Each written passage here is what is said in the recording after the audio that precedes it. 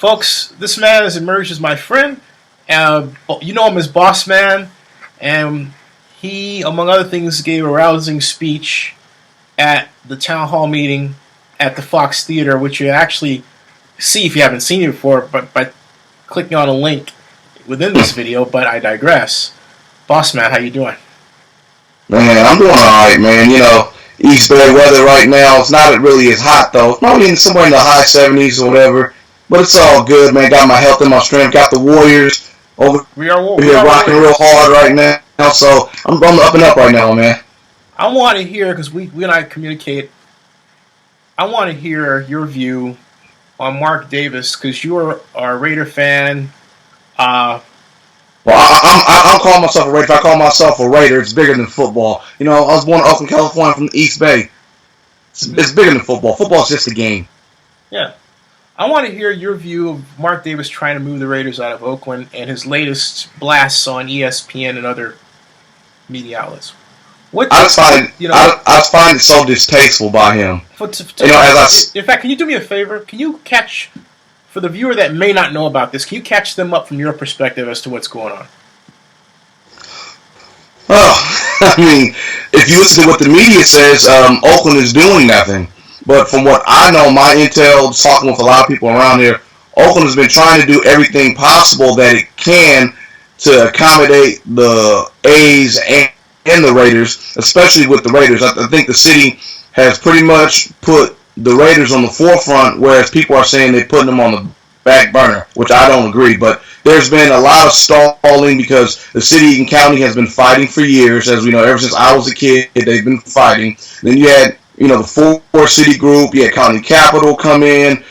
They were close to getting a deal, but Mark Davis didn't want to sell a percentage stock of the team or said the money was a problem, or what have you. Then you had Floyd Kephart, who I'm still a good friend with, had him come in and try to get something done, but that fell through for a myriad of reasons, and some of them I don't even understand why, but they didn't go through. So now you have Libby Schaaf taking over and trying to get her type of plan implemented or what have you. And now you have Larry McNeil on board, and he was, I guess, according to what you said, April 1st is when his job is supposed to start. Yeah. But Mark Davis did not iterate that to the whole public because we thought Larry McNeil was on the job as soon as he announced it at the press release. So now you have Mark Davis, after getting stomped heavily down in Houston in his Carson endeavor with Dean Spanos, he's now going to Las Vegas. But if you pay attention to everything, he started with Las Vegas immediately after he got denied down to Houston for his rights to go to L.A. So it seems like, to me, it's been some sabotage in the works. He says he cares about land.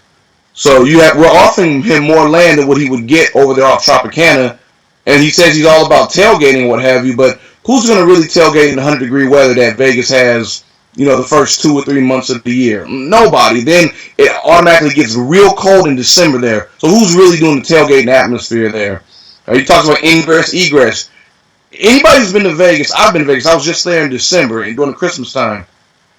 Going across Tropicana or going over Las Vegas Boulevard from Tropicana is nightmarish at times, especially if you imagine 60,000 people being in one venue.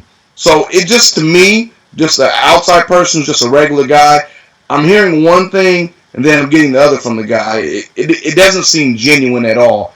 And from what I know from people who grew up with Mark Davis, because people up here in Northern California, they know Mark Davis. Don't be confused. People know Mark Davis.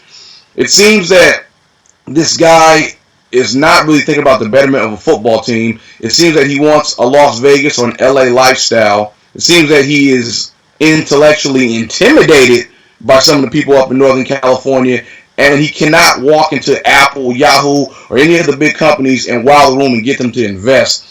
So therefore, because he has that fear, he goes down to Carson where there's a mayor who I think is just in over his head, and Albert Robles. And then he goes over to Las Vegas to another mayor who today embarrassed herself, talking about that they can get the charges as well. So it seems like Mark Davis only tries to align himself with people who he thinks is at his level. And to me, in my opinion, I think this is all about Mark Davis wanting that feeling of being accepted. Because I think he never felt truly accepted by his father. people up here really don't respect his business acumen, and he's searching for acceptance. I think it's bigger than just football and trying to make the Raiders better. I don't believe him at all.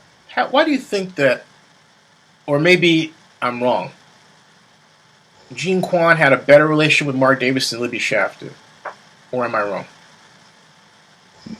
Okay, well, I don't hold back any punches. You got stuff in the town meeting.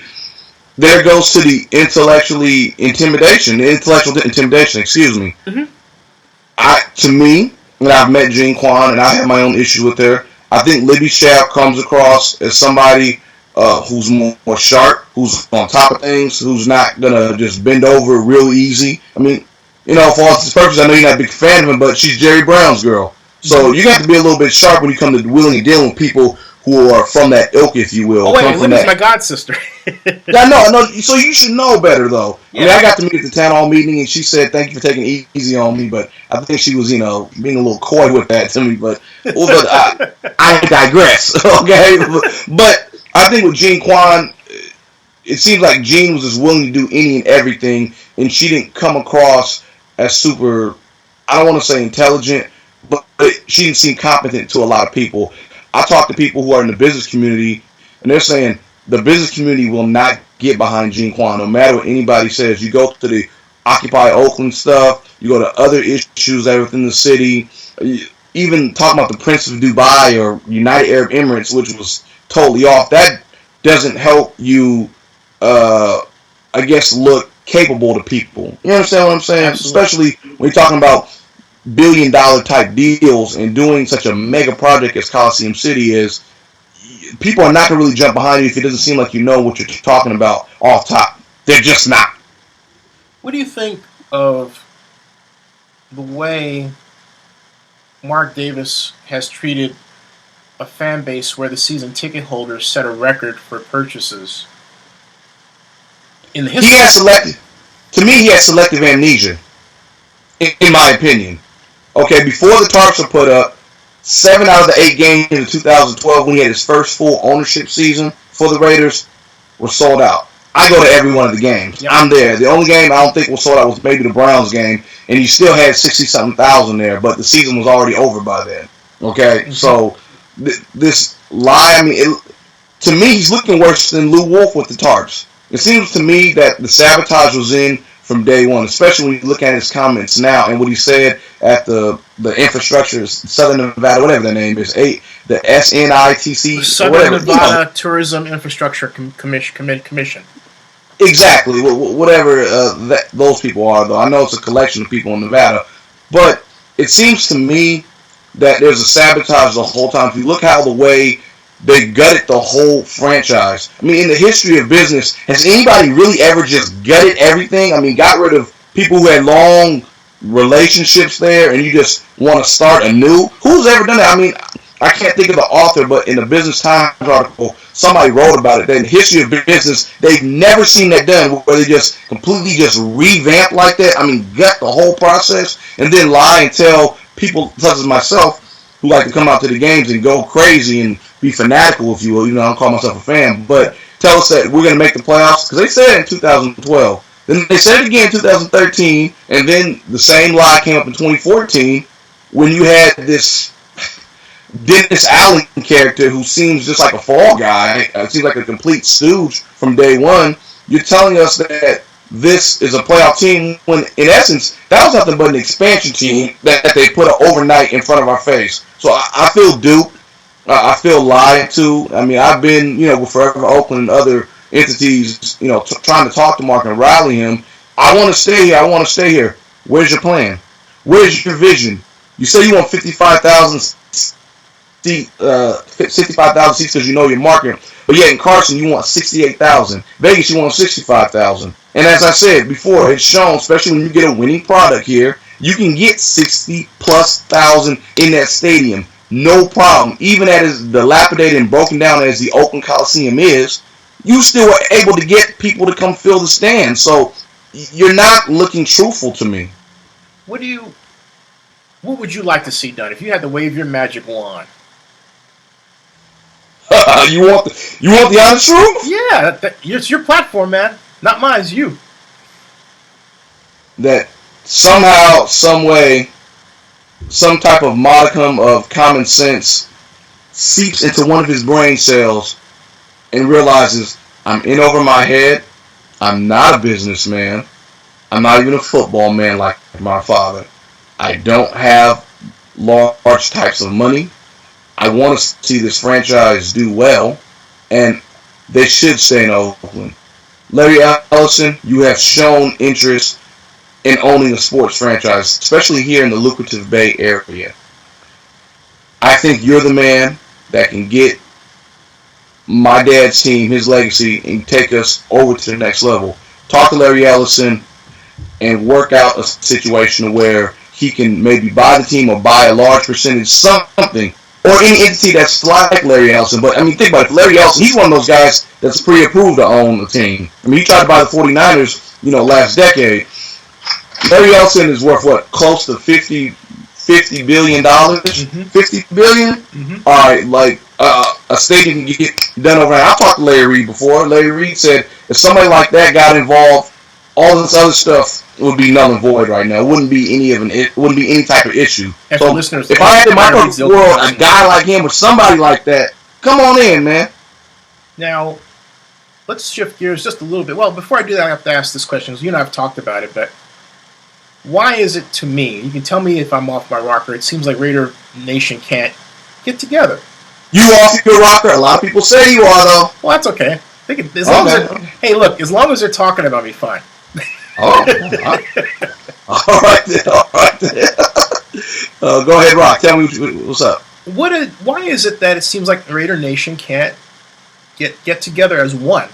Because to me, they're the most powerful unit in all this, and yet they're the sleeping giant. I'm befuddled by that. Are you talking about nationwide, worldwide, or just here locally? Both. Because here's why I asked. Because even in Houston, I had Houston fans tell me that the Raiders belong in Oakland. Mm-hmm. I've heard that more often than not every place I go. So to me, if you had to poll Raider Nation nationwide, they would say the Raiders belong in Oakland. So again, but the local fan base is just that.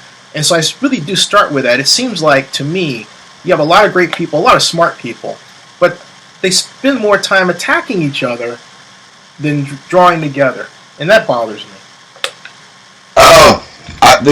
I think what it is, you got to understand, people have to really go back to what happened 35 years ago, let's say, when you had the 1980 team, the 35 years ago they won the Super Bowl, and now they're just trying to move them in. Mm-hmm. And there are some people who are still stung by that. There are people who got really emotionally invested. I think I was born in 1982. You were around on that time. Yeah, I've been in Oakland since '74. People were really invested in that. So people really felt junk when they left. They want them to stay, but they don't want to exert that energy again, because if you exert all that energy and you end up losing, you feel like a sucker. I think people are scared to feel like a sucker. I mean, you have, the groups, I've talked to Save Oakland Sports, I've talked to them before, and the group I'm involved in, Forever Oakland. We might not be the hugest group, but we're real mighty. I mean, people really don't think that we've made a difference in at least getting with the entities that being talking with them and getting to know more about the special types of things or the ins and outs, intricacies that make this whole thing go. But I just think, and then also there's this crowd. I think next time in Northern California, it doesn't matter where they're at. It's just they're the Raiders. And I think there's some people that don't get it up here, that this is bigger than a football team. This is about community. When I'm at the games, I see people who I went to church with, I went to school with, I worked with, hell, some women that I maybe have dated, years ago. I mean, I'm just saying people. I'm just talking for everybody, not me though, specifically. I'm just saying that experience is there. Guys who I might have seen on the bar or bus, we had a conversation, or they see me at the game, we start chopping it up, talking. I see them at the bar, hey, get this guy a drink. It's a communal type of thing that's real special. And one thing, because I know you talk about race a lot, and people get on you, but I think the Bay Area is the number one place in America as far as a place where you can have the close thing to racial harmony. And when you go into that lot, you see it. You see people of different nationalities, different socio-economic levels, different religions, what have you, all together partying. I noticed when I went down to San Diego when the Raiders played the Chargers in 2013, I didn't see that. Latinos were for Latinos, blacks were blacks, whites were with whites. That's what's so special about that lot. And I was people only, if I may, I was only talking about the media, not anything else. Okay, the media. Oh, you want to talk about the media? No, I'm talking about the media as far as race. That's the only time I ever talked about it. Oh yeah, okay, that's true. Okay, it was the media, but I'm just jumping to say that. But as far as here, and here's something else too. I'm glad you said the media word. To me, the Bay Area media is soft. They're cowardice. Okay, I've met Mark Purdy, nice guy, but it seems that everything about him is all the time criticized in Oakland, Alameda County. You know, they do shoulder some of the blame here, but it takes two to tango. To make a deal, you need two sides working together, and they're not working together. Okay, you have the San Francisco Chronicle, who allows some of the most slanderous, racist, vile comments to be said in their comment section about people, and then you look at their writers. You can read between the lines. It's the same thing with them. So that's why you have something locally where people are not together, because the people who they look to trust for their information, they're not being truthful. They're giving only bits and pieces of the truth. Vinny! And then, exactly. And then you have some groups like mine who are so hardcore, who are very austere about the whole process, that turns them off too. Then you have other ones, I'm not going to say names, who are soft, and that turns me off, though, to them. You understand what I'm saying? Yep. So there is a divide. I'm not going to just say I'm completely not at fault, because I have my faults in this. I'm real rough. I talk a lot of trash to people, but that's because I'm real passionate, because this is passed on from my grandfather, who went to the first game at Kezar in 1960. Okay, watching Teresa play. Down to my dad, who was at all the games from Frank Ewell Field up to when they left in 1981, and it's passed on to me, who's been at the game since the 90s. So it's a family thing. There are a lot of people who are just like me, more knowledgeable than me, that might not be able to say how I say it, but it's really how do you say, this thing is an identity badge for us. It's a symbol of our city. The Black Panthers and the Oakland Raiders are the two things that put Oakland on the map. And when something like that goes, you feel like a part of your spirit, a part of you dies. Amen. And it happened. Amen. You can say what happened after the Raiders left the first time. The crack epidemic, the AIDS epidemic, it coincided right afterwards with the financial crisis and everything that slammed Oakland, that threw Oakland behind. Oakland really is now just getting into the 21st century because of things like that. So you can't lose things like that, because it beats people's confidence down. When you lose a billion dollar enterprise, kids and everybody, they're like, well, we have nothing, so why not just put graffiti everywhere, throw trash on the ground? Why even care about this? Because the politicians and everybody else don't care. Why should I? Now, we're going to close after about 4 minutes, only because we got 21 minutes, and the longer the conversation, the bigger the file size, the longer it takes to upload. Boss, any closing thoughts for viewers before we take us out? Take us out. I don't mean take us out like that. I mean take us out. Some people think that about me, though. Some people really do. I'll just tell people this: you stay strong. Keep your eyes and your ears and every, not, I won't say orifice, but keep everything open possible when it comes to getting in knowledge. Even if you listen to people, or I guess view them like Zenny, like you, sir, who you don't agree with, because me and you talk, I don't agree with everything with you, though, but, at the same level, you need to get all the information possible and sit down and decipher it for yourself. Some people say I'm a homer. I lay blame on everybody. But you decipher the information for yourself. That's my problem with a lot of people. Well, what the media said, well, here's an article, but you got to read between the lines. That's called reading comprehension. A lot of people can't comprehend. They can enunciate and pronounce words, but they're not reading the intended meaning by the author or what have you. So I just say, everybody, stick to your guns. If you are down for the Raiders to be in Oakland only like me, and not waver on it, stick on that side. Don't be a fence straddler. I'll follow them wherever they go. I mean, don't be a fence straddler. Be a man. Be an adult. Pick a side and stand with it. If you do that, no matter what happens, you can look at yourself at the end of the day when you wake up. I was a man. I was a woman. I was a real adult. I stood for what I believed in, no matter the outcome. Well said. Well said. That's well said. All right, boss. Thank you.